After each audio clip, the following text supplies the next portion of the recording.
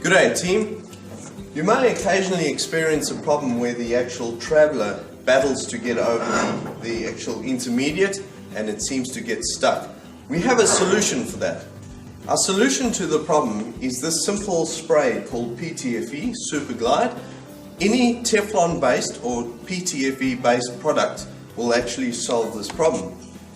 All you need to do is put a simple coating of this product over the actual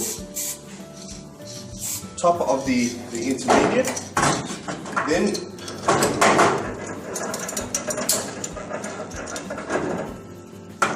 we also recommend a small coating of it inside the actual traveller itself. Leave this to dry for about 5 to 10 minutes and you'll be very surprised at the difference. Alright, now that we've got that PTFE lube, you'll see the difference. It just glides over effortlessly. Remember that. Thank you.